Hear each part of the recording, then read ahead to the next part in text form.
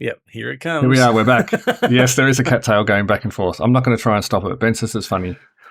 We're here for Survivor episode 4 of season 49. We are several days late. I'm sure all our loyal fans have been anxious for our hot takes on Survivor 49. They probably thought, oh no, they've given up on this season. No, I just had stupid work meeting that meant that I couldn't watch it at the time it was airing in Australia, and then it got too late. So what did you think about this episode? I liked this, so I'm very happy that they just basically got the shuffle up out of the way straight away. No point mucking about. We didn't need to see the Blue Tribe just sitting there with. We did see them a little bit. Oh shit! I forgot to bring the list of them up. Hold on. Well, the first thing that happened was that the ocean took Sophie's shoe. Oh, yes, I forgot about that. Oh god, that was funny. Just to reiterate that they're having a hard time. Yeah. On that On Fire podcast, one of the guys who'd been on before, he mentioned, if you were wondering, well, why are they sleeping like right next to the water anyway? And Jeremy, this guy who's played before, was saying, well, when you don't have a fire, you get lots of insects around, like mozzies and things. If you have a fire, they sort of stay away. But if you don't have a fire, which the Blue Tribe on the beach, they won't get them? They said they get a bit more of a breeze near the water, and the breeze tends to keep the mozzies off you. And also, you hear less of the rodents and things in the scrub waking you up all the time.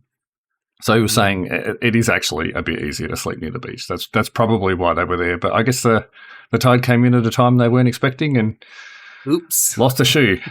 Thankfully, and they had to save their boat from floating away. Oh, that too, yeah. Thankfully, Jake or someone had left some shoes behind. Maybe when he exited quickly, so she had a pair that were a couple of sizes too big. Mm. They didn't really spend much time with the Blue. They did spend a little bit of time, like just showed them getting back to camp and like hugging and we're okay. It's like, well, yeah, you just stabbed a friend in the back.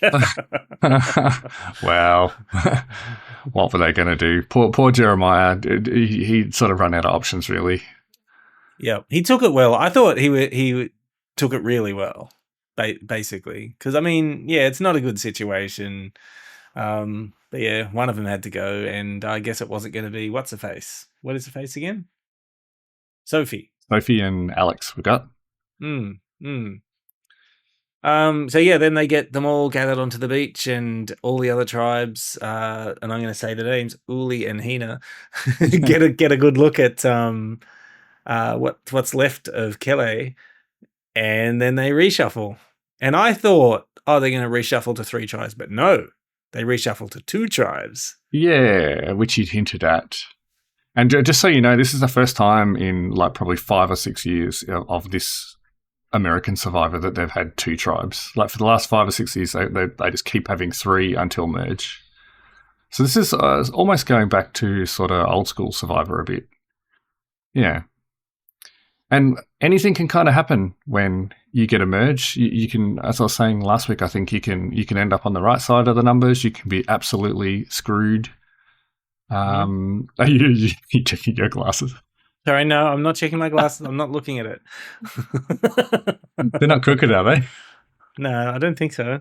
I'm not going to look so that I don't know if they are.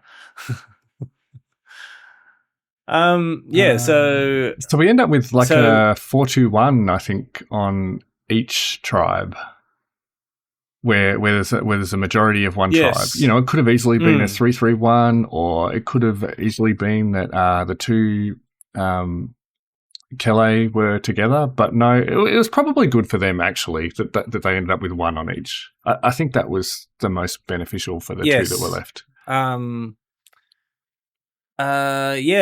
So it was actually the Uli tribe that went away, and now there is only the Hina and Kelly tribe. I did find it interesting. So I guess then they all go back to camp, and after taking the wrong flag. So I didn't know who it was, but someone took the wrong flag. And then later on in the episode, it was Rizzo actually. Sophie. That's right. Later on, Sophie goes and stands on the blue mat when they get to the next challenge. Oh, sorry, wrong map. I must admit, it's at this point of every season that even though they say the tribe names down the bottom, I'm like, they're all mixed up. I don't remember who's with who. Like, what's the point of referring to them by their current tribe? Well, I really like this this site that you gave me because it not only shows which tribe they were on, but one they're on now. That's It's it. really good. Yeah, very helpful. This is just a Survivor wiki for anybody who... Yeah, and because so many people have gone now, they all fit on one page, so I don't have to scroll anymore. So thank you, losers. And I don't mean that you are losers. I mean that you've lost the game. I can't believe you would talk about Jeremiah like that. No, I like Jeremiah. Even though initially I thought, oh, he's going to grate on my nerves. But I ended up liking him. And, it just goes to show that first impressions aren't always correct. Yeah. So, like with Rizzo. So yeah, we get back. Yes. Yeah. Rizzo has definitely turned into someone that I actually quite like. And let's talk about when they got back to camp. So basically all the, hi, nice to meet you. We love you now. You were introducing yourself to people. Would you lead with the blackheads in the jar like Sage did? Or would you start somewhere else? I probably wouldn't do that, but I would say no one will forget that. You hadn't heard that one, right? I think because it was in her 2-minute video before the season. She mentioned that okay. in her. So I had forgotten that you didn't already know that. Yeah, that was just funny. another. I thought, that's pretty gross, but whatever. She's very open about bodily stuff, Sage. Yes, yeah, and I like it. I'm all for that, as you well know. Suffering through sitting in a car with me for an hour twice yesterday. And Shannon is Shannoning pretty much straight away. So, she's still my most disliked character on this season. Yeah, it was an interesting episode for her. And initially, Stephen sort of is looking at Shannon and Sage, who were the two sort of, minority on that tribe, whichever tribe it is. Kelly. And he initially sort of thinks, oh, yes, Sage is weird, but I kind of like weird. I'm a bit of an oddball myself. And he's like, Shannon seems like maybe the one to go with. But he has a bit of a change of heart later. Yeah, so I guess we'll probably switch over to so there was a challenge, of course. This challenge was a little bit different, thankfully, from the previous challenges that we've seen. So most of the challenges up to now had just been, it was physical challenge, and then puzzle. Yeah. This was more physical challenge. Oh, it wasn't really a physical challenge, actually. It was a dexterity challenge. Yeah, balance, dexterity, yeah. First they had to... No, it was a physical challenge, dexterity challenge, because they had to get the cubes first. That's right. So they were out in the ocean and they had to pull the boat. With the boat. And then get them off the little platforms. Put the sash over the pole. Don't have the sash under the boat. Oh, yeah, which happened to both of them. But I found it interesting that the first part of that challenge that they actually had to crisscross. And what's his name? Alex really tried hard to get the Kelly tribe out in front. He nearly got basically under the Hino boat. Did you notice that? No, I didn't. He was trying. He was like the only one. Everyone else was like, what are you doing? That crisscross is a bit of an old classic as well. Okay. Yeah. So once they've got all the cubes onto land, then one person had to go along a multi-level balancing beam, so it was going up and down. Possible hero moment. Carrying, and I'm pretty sure it was the little cubes that they were carrying.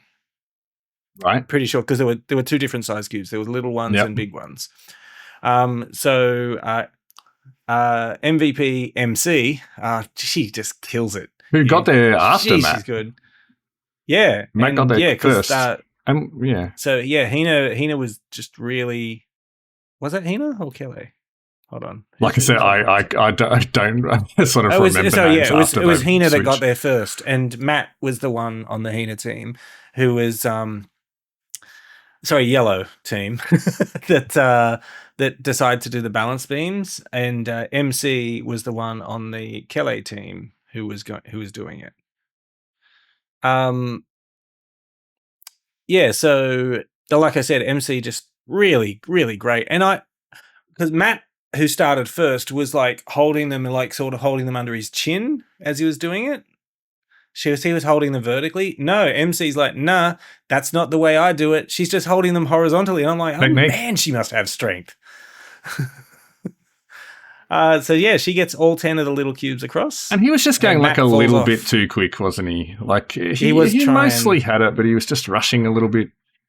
Yeah, and he fell a couple of times. I thought it was interesting that they sort of put the older guy on that balance thing, because just as a general rule, as people get older, their balance isn't as good. But I guess he would have had trouble with the team balance bit later potentially anyway, so it probably didn't matter. But it is always interesting putting your hand up as being the solo person in anything, because you can look like the hero, or you can it can come off poorly. Yeah. And it definitely came off poorly. Then they had to come back and get the rest of the small cubes. And once they'd gotten them all over, then the rest of their tribe has like a balancing thing on both sides to bring all the big cubes across, which honestly looked more challenging than it ended up being. Both teams did really well on that. Neither of them had any issues. No, it would be easy to muck it up though. They had to sort of talk to each other and make sure. Yeah, because the balancing, the height of them alternated, and that's a challenge. As everyone is stepping. Yeah, and nearly came undone for someone, but they worked it out. Yep, they did really well, and I think it just goes to show, because that kind of thing, you just really need to work together well. You just cannot get around it. You have to work together well, which makes for a good team challenge. Yeah. Yeah. So the last part of the challenge was that they had to stack the cubes. So they didn't specifically say that they had to stack the big ones at the bottom and the little ones at the top in the description of the challenge, but obviously that's what's going to happen. So Kelly got there. They were both kind of in amongst it, really, in that challenge. Like everything that happened before, as much as we were joking about Matt, it probably didn't make a great deal of difference in the end. It sort of came down to the final bit. Yeah, they were quite close. So it's probably through creative editing that it looked closer than it was. Maybe.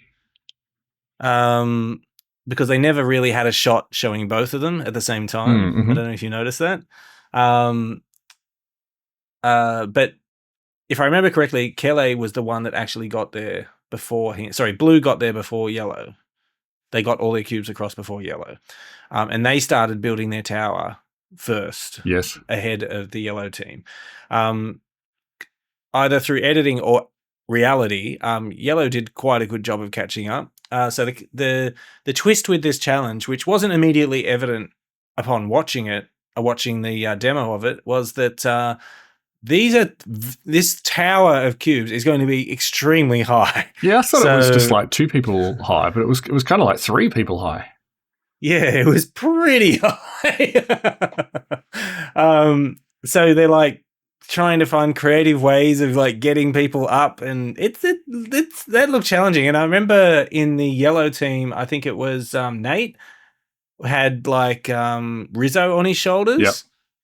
And then I think Nate was like, "Oh, you're too heavy, man. I'm going to get down at one point. I'm like really struggling to hold you up here. You're not my like 6-year-old kid or something like that." I don't think his kid's a 6-year-old, but and MC's like, "I'm going to be the rock on the bottom. I can be tough, be the base." And she was doing a good job of being on the bottom, but they weren't getting enough height. It wasn't working out. And I think it was Shannon, was it? It was getting a bit starting to lose a balance a little bit on the top. Yep. And if I remember correctly, was it actually MC who finished off the pile? She ended up being the person on the top, which is kind of why I mentioned it. Like she could do either role. she was happy with someone on her shoulders, but at a certain point, I forget who she ended up standing on or who was at the bottom. I think they sort of ended up with the pyramid kind of arrangement, but she ended up being on the top, which is good because she's extremely tall. Yeah, which again is just sort of amazing for her physicality that she's strong enough to be that person on the bottom, or has good enough balance and everything to be on the top. Like I said, she's one to watch. So she's not only really good at challenges, she's really good at the tribe dynamics. One to watch. I think she's going to win the show. But what's going to happen then when they get to merge and they see that she's been dominating in all these challenges, and they suddenly start doing individual immunities? How are they going to feel about that? Well, that's a good question. My personal opinion is that she actually in the tribe, she doesn't have a high profile. Yes. When it comes to tribe dynamics, she's sort of just like and it's not like she's she's not running the show by any stretch. No. Yeah. And in I fact, think she was a little bit on the outs actually. Previously, like in amongst her tribe, she was sort of in the 2, not the 4. But now with the switch, she's in the majority, I think. Yeah, she is. So unfortunately, Yellow Hina lost the challenge. And I didn't immediately remember it at the time, but a lot of the people on this team have not gone to tribal council. Yeah, well, it would have happened either way. Yeah, whoever won, whoever lost. Yes.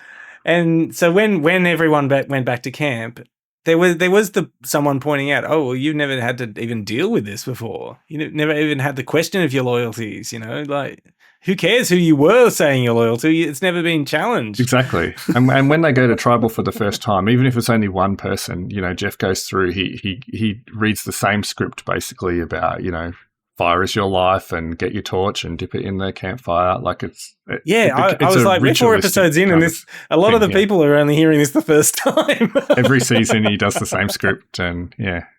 So there are still people who haven't dipped their torch. Yeah, so there's the majority of the blue tribe, except for Alex, have not done that. So we get back, and Hina is basically okay. It's either Matt or Jason who's going to go. She's not great. So first of all, you've kind of gone past the bit where Sophie, like, very quickly got in the good graces of who was it? Savannah on her tribe, where they're like, oh, you're just like someone from home, and some of my friends from home, they're sort of having buddy moments. She talks about Savannah sort of feeling like a lost puppy and needing to be adopted. Like, she did an excellent job for someone on the outs. Like, she didn't get one vote in her old tribe, Sophie, and now she's sort of like an underdog kind of, but she's very quickly sort of in a position where she seems to be closer to Savannah than, Joanne is, for example. Well, now that you mention it, I do specifically remember a couple of shots where they showed, I think it was Savannah, Sophie, and Joanne. And Savannah and Joanne are apparently best friends. It's just like, well, this is a change, because as far as I know, she does not like him and she wants him gone. And it happens a couple of times. Like, there's one time, because when that first chat that Sophie has with Savannah, she's like, oh yeah, you, me, Joanne, and someone else, I can't remember who she said, but I was instantly like, oh. Yeah, Sophie's done incredibly already so far, and this is what we were sort of saying last week. Sometimes you get through that tough tribe and you can end up in like a pretty good spot. Actually, she didn't have to double cross Alex on the other side. Like, if they come together later, she's sort of in the majority now. It seems like if they had to vote someone off again, they would probably do Jason before her. Yeah, so she's in a really good spot. Yeah, I'm really curious what it's going to take for Jason to get back in, basically in on top. It's because it's difficult for him right now. Hopefully they don't Yeah. lose the next challenge. He wasn't sort of sucking up to them at all, was he? He was just sort of like, oh, I can help get you back in with the other tribe if we merge later. And, Savannah wasn't really happy with... because he was talking about how he was still like really, really close with all the other yellow tribe. But she's just like, they're not your tribe anymore. And later on at Tribal, someone says, it might have been Rizzo, says, yeah, I don't really want to hear about your other tribe. Like, this is where you are now. Like, stop talking about how things used to be or how things might be later. Like, this is your reality now. I can see what Jason was trying to do, that he was like saying, oh, when it comes to merge, I've got a good relationship with these people. Yeah. But they didn't take it that way. And Jason also... used the threat of using his what do they call it? His shot in the dark. That's it, yes. Which he didn't do. No, which was good that he didn't do it because he might need it later, or it might help him later. So he kind of did good in the end in that he voted with the other people who's left. But he wasn't doing that good a job. Like, they didn't really like his answers. They were just more scared of Matt. And I think because he was a little wishy-washy. Yes. Whereas Matt was actually trying to pull moves, and he got Nate offside early, and Nate really, like, who's been seemingly sort of fairly quiet in his tribe. Well, that's the impression I got. But he, once he heard his name, he, put his foot down. Basically, he's like, I'm calling you out at Tribal, possibly to the point where he could have easily spooked Matt into playing his shot in the dark the way he sort of confronted him at Tribal. But he did make a stand. Anybody on that tribe now knows, if you sort of start talking about Nate's not going to have any of it. Even when some other people on the tribe sort of wanted to vote Jason, like Shannon sort of wanted. Not Shannon. Savannah wanted Jason. But he was just like, no, Matt, because he's coming for me. Yeah. It was also that was interesting. Quite weird that Matt really didn't have a good read right from the get-go. Like, when the first name he floated was Sophie's, as an easy vote out. So, I mean, he obviously wasn't picking up that she was getting on well with the others, or that just people were feeling sorry for her. Like, everybody felt sorry for her. They really didn't want to just kick it at the curb straight away, but she was the first one that he sort of floated, which, I mean, I can kind of understand it, but that didn't go well before he then tried to float Nate to Joanne, who wasn't having a bar of it. The smart thing to do would have, and Joanne was actually playing along pretty convincingly, I think. having a laugh at the tribe name that he suggested. I forget what it was. Something that didn't. But there was also Matt's mistake was not going after Jason. That was his mistake. Probably, yeah. I understand why he didn't want to, because they had such a good relationship. It was like, look, it's clearly going to be you or me, so it's got to be you. And he just didn't want to put. It was very respectful, but also how you lose the game. Yeah, it's better that he went out like trying something rather than There's plenty of people who go out and later on think, oh, I didn't, I should have tried something. I should have, he was trying stuff like off his own bat though. Like he was coming up with the plan. He was, raising it with people, trying to talk about, getting Nate or a bigger player out. But if he and Jason had tried something, that would potentially have had more of a chance. Yeah, we didn't really see him talk to Jason, did we, about that? But potentially that could have happened. But what normally works better in a minority is to try and find the crack in the majority and let someone in the majority feel like they're running it. Like, don't come up with your own plan and just sort of throw it in. Do you want to jump on board? Like, you need to. He should have gone to Savannah and said, "What do you think of that Juwan guy?" Yeah, that works better because then they feel like they're driving it, and you're not looking quite so chaotic, and you sort of win some trust rather than just being known as the guy who is happy to pull moves out of nowhere. So yeah, that didn't really work. Maybe say, I was just talking with Juwan and he said your name. But you can't blame the guy for trying. Yeah, no. He tried, and unfortunately, it didn't pay off. So he was actually voted off. But Tribal Council was this Tribal Council was a little bit uninteresting, I will say. Okay, just because again, it was obvious what was going to happen, at least to me. Okay, I didn't feel like I'm still waiting for a Tribal Council where it's just something completely unexpected, completely out of the blue. Yes. You know, where it's just like you can tell that they're all thinking it's going to go one way and it's just gone some other complete direction. Yeah. No one was surprised.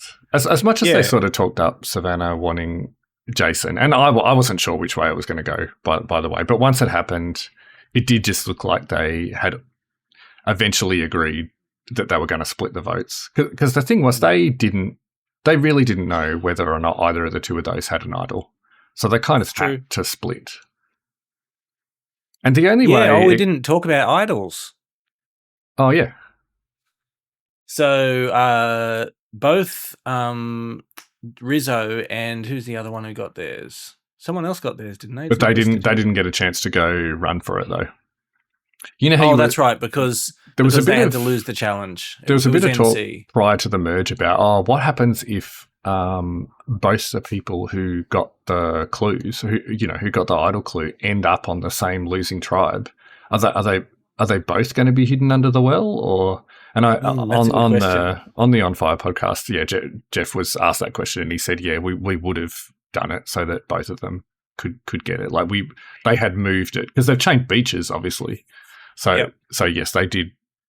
And in fact, they went and got the clue without Rizzo. Potentially they could. And then gave it to him, which was weird. It wasn't answered whether or not they could have gone and got the idol without him, whether that would be allowed. I would guess it would be allowed, actually. Because I actually thought that was what was going to happen until they handed it over. Oh, okay, sorry about that. He's in the next room banging against the walls. That's right. I thought for a second that was actually going to happen, but it didn't. They handed it over to Rizzo. But clearly, even though I said, Rizzo, I'm not sure that was the best thing, like telling the whole trial, although he didn't have much of a choice. They sort of found, they were with him when he found it. But it's been fine. Hasn't been a problem at all.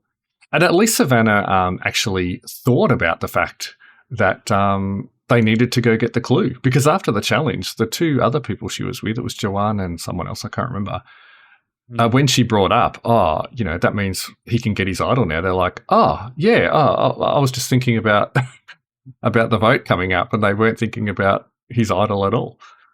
Yeah, I think Savannah and Rizzo probably have a pretty good relationship. Yeah, that we haven't really seen on the screen yet. Because if they didn't, I don't think she would have given him. Yeah, because he still went and found the idol. Yeah, the two of them and Nate are like pretty tight. Yep. And then Sophie as a force. And Juwan. Yeah, poor Juwan. Yeah. Who seems to think he's with them, but he sort of there's nothing that happens to be a in little this bit more episode on out. that would indicate that he's on the outs. But then right in the end credits, they show, oh, wait, no, Savannah's got Juwan in her targets again.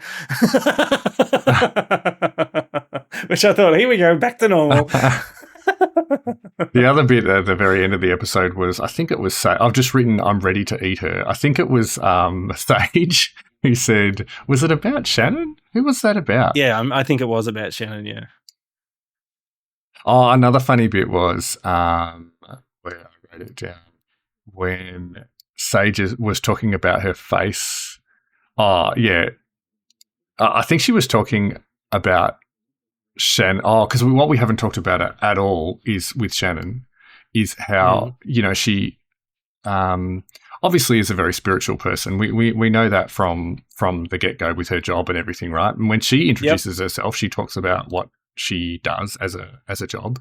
And we see that Christina really digs what she's putting out right from the get. You know, they show her sort of, you know, touching the cross around her neck, and then we see a conversation later. There's been a fair bit of talk online since then about the extent to which she was getting to know people, you know, making friendships, not alliances, but, you know, getting in people's good graces using her spirituality. So I want to know how you feel about that. I feel it makes me dislike her even more. If I met Shannon, my suspicion would be she would be coming from a negative place, and she would have to prove to herself that she's someone I want to know. It would get your hackles up, you think? Yes, it would totally get my hackles up. How much of it do you think was just her personality and her genuinely being interested in that versus her using it to get in people's good books? I think both are just as bad as each other. So I don't know how there's a real difference there. Across the years, there's been like different variations of this, especially in the early seasons. There was more of this that went on, and sometimes people really hit it off, you know, because they had, you know, share a belief or feel very strongly about, you know, whatever religion, or, you know, this one was a little bit different. Well, and we've had people, definitely just straight up use it in a more calculating way. This is a little bit different in that I think she genuinely did, like it is genuinely a big part of her life. And yes, they showed a lot of it. And yes, I'm sure she's using it to get to know people and, you know, identify with people. But I think she also just felt like she had things in common with them. Like it was partly that, and it is, like, to me, who is, you know, not one of those people, it is like a bit icky. Yes, some people. So because they did another. Yeah, there's a couple of things I completely forgot about. So thank you for bringing Shannon up again. So they did another, let's all sit on the beach and meditate and listen to Shannon drivel on about whatever. And you see Alex sort of with his eyes open, and he's like almost like eye rolling. Anyone buying this? And someone else was as well. Was it Rizzo? Oh, I don't know if I'm even mixing my tribes up. There was one other person that had their eyes open. There was definitely one other person, but there Alex was very obviously like, so what are we doing? And because, you know, I'm more of a, look, okay, it's great that you've got that thing, you know. I don't, you do that thing. Just don't put it on me. Oh, it might have been Stephen, just don't involve actually. anyone else. Yeah. I think it might have been Stephen, because it was another was another guy on the same tribe as Alex. I'm just looking at the chart. Yep. So yeah, and then there was the whole Christina on the beach talking about how it's her mum's birthday or something, and her mum had passed away, and through drug addiction. Right. But it was like legal drug addiction, as in it wasn't like illicit drugs. Yeah. I just want to be very clear. I don't care for these sorts of things, but geez, they spent a lot of time on it. Everybody on the show these days gets one of those little montages. It's just a matter of like, where does their little montage fit in? Yeah. I just maybe if Christine hasn't actually gotten a lot of screen time. No, she hasn't. Whereas after the first episode, I thought, wow, she seems like she's going to be a big character. But you're right, we haven't actually seen a lot of her. And you know who someone else we saw this episode as well? Yes, I was going to bring that also up. Just before you do that, the thing that reminded me of all that I wanted to come back to was just the bit where Sage, I think it was in relation to Shannon, that she is talking about how she sort of struggles to go along with it or to not show it. And she said, I think the quote was, "My face is going to look how it looks."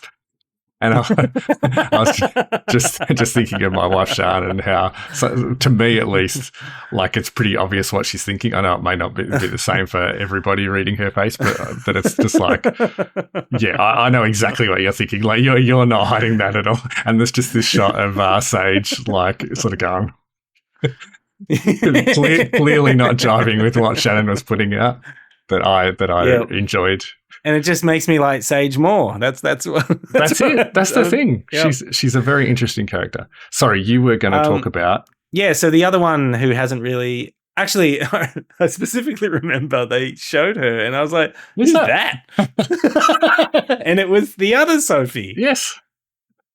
She got a little bit of airtime today, this episode, sorry. And I was the fact that this is the thing that she gets airtime for is amazing.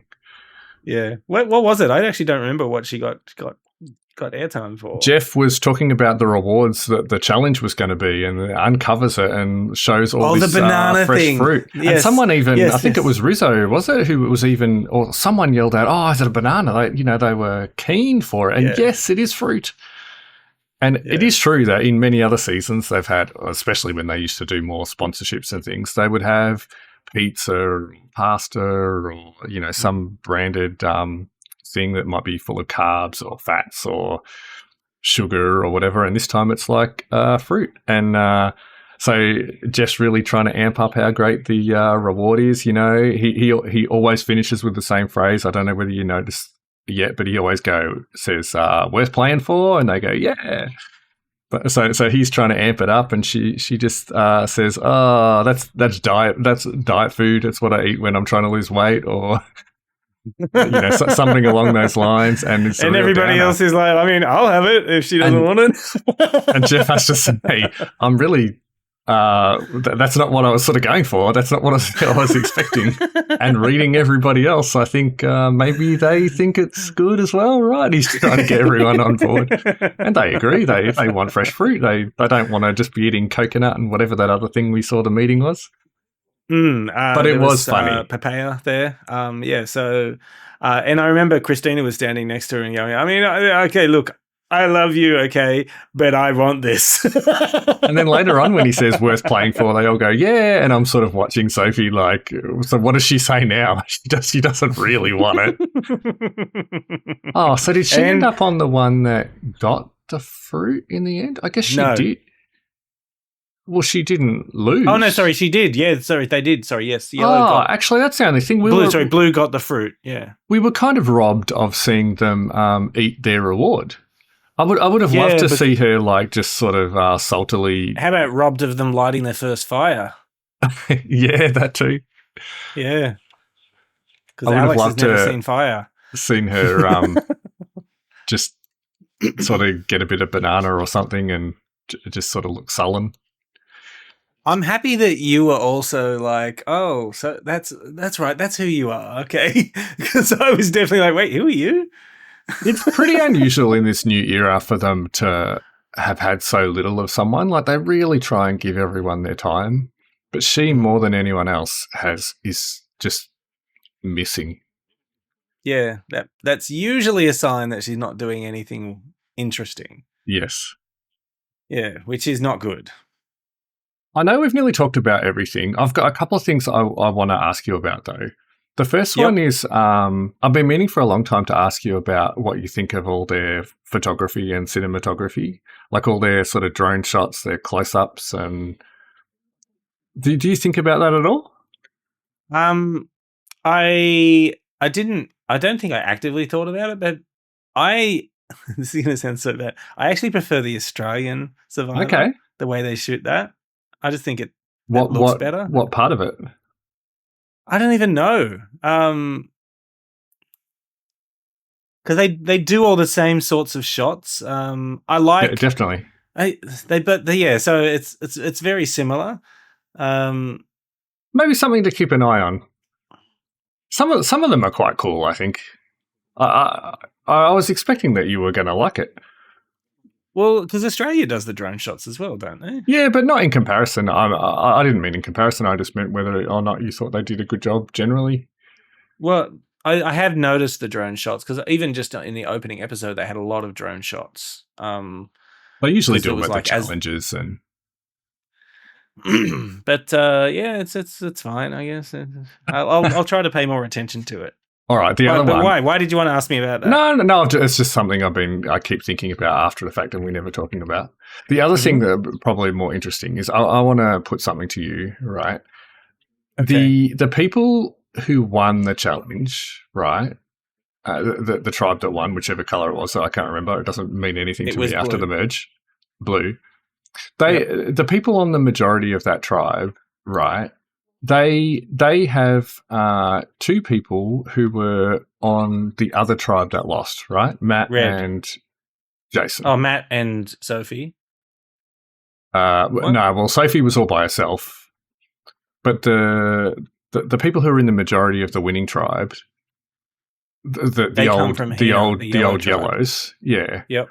So they, by winning the challenge, they have made it so that one of their buddies that's in the minority on the other tribe He's now gone. was quite likely to go out, right? Mm-hmm. And it would have been the reverse if it had gone the other way.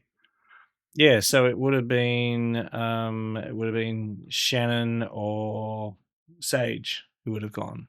Yeah. Whereas if they had lost, they have the ability to vote. Probably, if they stick together and if they're confident in their own tribe, have the ability to vote out some, because the two tribes were sort of, against each other. They were starting to get annoyed with each other. So if you lose, you have the ability to vote out someone in a minority from your old opposition tribe. Yeah. Mm. So the reason I explain it like that is that there is a definite thing that happens in some seasons where, particularly at this point and particularly before merge, which is probably only like a couple of episodes away, potentially, where people will often throw challenges deliberately if they're not sort of morally opposed to throwing challenges. Just to vote someone off. To force their own tribe to lose so that they can vote out. So that when they get to the merge, they have a majority of their old buddies versus the others. Is it really obvious when that happens? It can be. Wow. Okay. Early on, people would do it in non-obvious ways. It becomes more obvious. And in the last Australian season before the Australia vs. World, there was actually a situation where both tribes were very obviously trying to throw the same challenge. Oh, wow. That would have been fun to watch. We're like, no, after you, sir.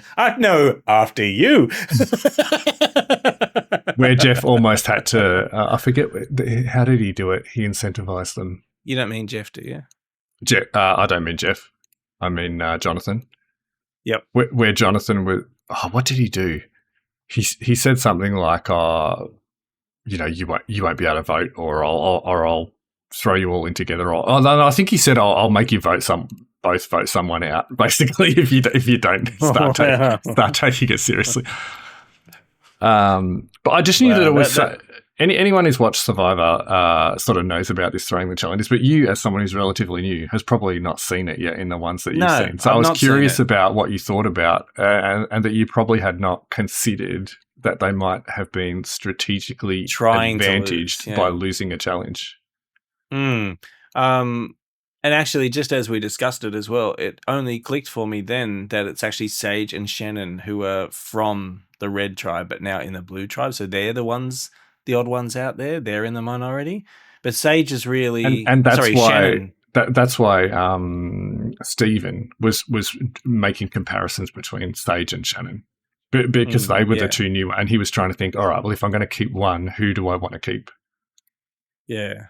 Oh, that's another thing. We didn't get back to that. So, we said before that Stephen initially thought, maybe Shannon's the way to go. Sage is a bit odd. And I don't mind odd, but Shannon maybe seems like she's a bit more, I don't know, balanced or measured or predictable or something. But later on, he says that he sort of sees her like a shark in a spiritualist's body. Like he's clocked her as,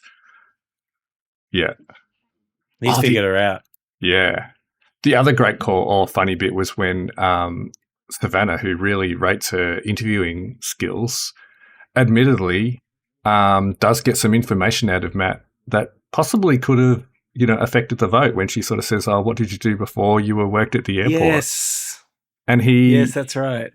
makes, for no good reason really, sort of makes a point of the fact that he hasn't told anyone, like that he's been keeping a secret almost. I don't know why he thought that was good, because as soon as they realised that he had this other life as someone who was, a manager or something of a finance company, which Savannah sees as only sociopaths in that industry sort of get up that far. So she didn't like it at all. Not only that, it's funny that she would say that, because the same thing is considered of people in the media. But anyway, but also they're like, he's managed to keep a secret for a week and didn't tell anyone on this tribe who he's supposedly. Oh, that's right, because he says, "Well, really I was just waiting for someone to ask." Yeah, it's just like, oh. And I kind of get that he maybe thought that, but also why he could have just said, "Oh yeah, I was in finance." He didn't even have to say that he was like a head honcho or something. He sort of made it into a big deal.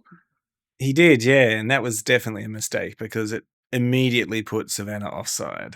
Yeah, and put like a target on him. That not only is he unpredictable, but he's someone who can, I don't know, keep a secret, keep things from them, or potentially be a leader, and is a potential sociopath. Yep.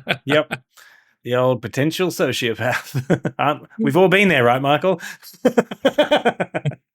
So yeah, that was this episode. I like this a lot. I know I've said this to you outside of this, but I'm really enjoying this season. I'm glad. Yeah. So and I want. Sorry, go. No, you finish. Sorry. I want to see a tribal council that is more my style, a completely chaotic tribal council.